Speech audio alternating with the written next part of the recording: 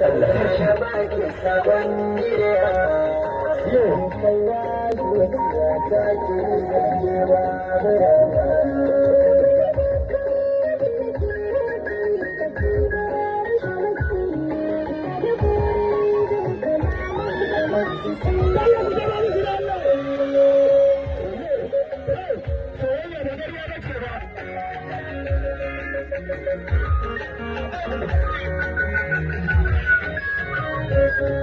Fa'idun zan yi sallama tun da zuciya ta saka na jatuwa. Kuma da suna da bayyana ne kina kinye tsoro da kiwanga.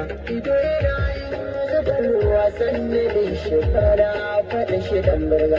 Wanda da ne ke na abba bike to zuri ya mutuwa.